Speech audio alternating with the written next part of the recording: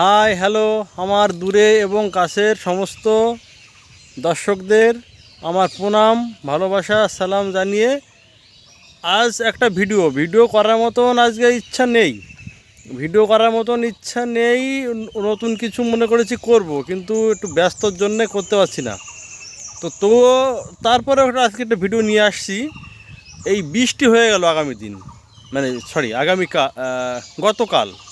গতকাল মানে বৃষ্টি হলো আমাদের নদিয়া জেলায়, পশ্চিমবঙ্গে নদিয়া জেলায় একটা বৃষ্টি হয়ে গেল, সঙ্গে ভালো একটা ঝড় হয়ে গেল।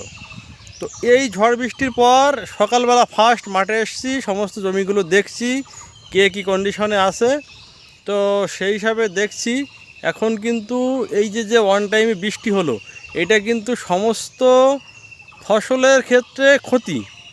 ধান ক্ষতি, তিল ক্ষতি, আবার কিছু কিছু বাগিচা ফসল সেখানেরও ক্ষতি। তবে জলের যে সমস্যাটা, যেটা আমাদের একটা সেচ ব্যবস্থা দরকার ছিল, এই বৃষ্টিটা হয়ে কিন্তু যেমন আমের গুটি ঝরে গেছে, তেমন যেগুলো দাঁড়িয়ে আছে এগুলো কিন্তু শুকিয়ে পড়বে না, বুটা শুকিয়ে পড়বে না এবং সাইজটা বড় হয়ে যাবে।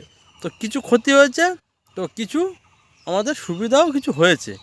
তো যে যেখান থেকে দেখছেন ভিডিওটি প্রথম দেখলে চ্যানেলটি সাবস্ক্রাইব করুন, পাশে থাকুন, আর চাষিদের মধ্যে ছড়িয়ে দিন। কিছু জিজ্ঞাসা করার থাকলে কমেন্টস বক্সে জানুন, লিখুন। আমি আগেও বলেছি যে যদি কারো সমস্যা হয়, কোনো আমার সঙ্গে কথা বলার দরকার হয়, আপনারা কমেন্ট বক্সে আপনাদের ফোন নম্বর দিন। আমি দিনে 2বার করে কমেন্ট বক্স চেক করি।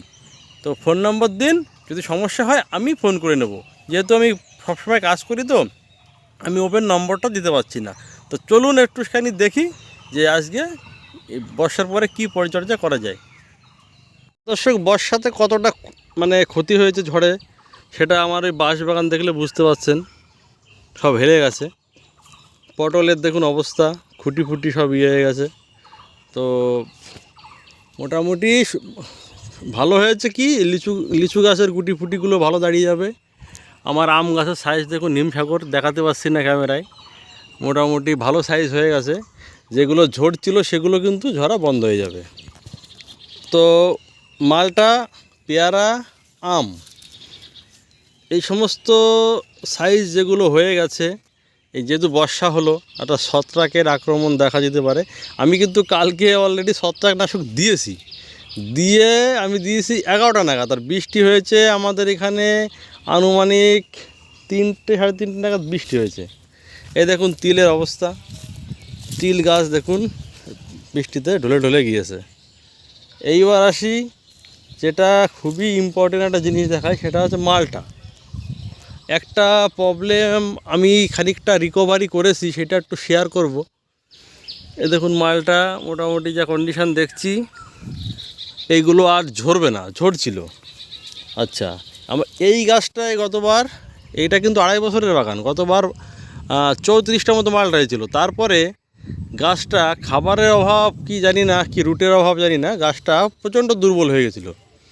তো আমি গোড়াতে হিউমিক অ্যাসিড 95% হিউমিক অ্যাসিড আমি বালতিতে জলে গুলে দিয়েছিলাম। তো দেখছি গাছটা অনেকটা রিকভারিতে চলে এসছে। তার মানে এইটা পরিষ্কার যে এই মালটা আমরা যারা কমার্শিয়ালভাবে করতে চাইছি, বছরে আমাদের কিন্তু হিউমিক অ্যাসিড এর গোড়ায় দেওয়ারই দরকার। তো ভিয়েতনামি মালটা আমি 4টে লাগিয়েছিলাম, যে কতটা কমার্শিয়ালি হয়। তো ফলন নিয়ে এর কোনো কথা হবে না, আর এই গাছগুলোর অত্যাধিক গতি। এ দেখুন ফাঙ্গিসাইড কালকে দিয়েছি, তার প্রমাণ দেখুন, কিছুটা দেখুন এই যে লেগে আছে। কালকে আমি দিয়েছিলাম সাব গ্রুপেরই কার্বনডাইজাম ম্যাঙ্কোজেবের একটা অন্য কোম্পানি দিয়েছিলাম। আবার দিতে হবে সাইমক্সানিল ম্যাঙ্কোজেব। আপনারা মার্কেটে কার্জেট 80 বা ইন্দোফিলের মক্সিমেট নামে পেয়ে যাবেন। আর পিন পোকার ক্ষেত্রে এখন পিন পোকা লাগবে। এবার সবচেয়ে বড় সমস্যা হচ্ছে এই 4টে গাছে না জল তো বেশি লাগছে না। হ্যাঁ, যতক্ষণ বড় বাগান না হচ্ছে, আপনাদের যাদের বড় বাগান আছে আপনারা কি করবেন, আপনারা টাটা অ্যাসাটাপ বা আদামার অ্যাসিমেন না হলে ইউপিএলের ল্যান্সার গোল্ড এই জাতীয় একবার স্প্রে করবেন। আর সিনজেন্টার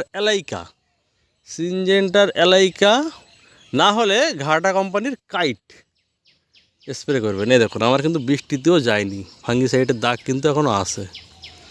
তো দর্শক, এই ছিল আজকের ছোট একটা ভিডিও কেমন লাগলো জানাবেন। ভালো থাকবেন, নমস্কার।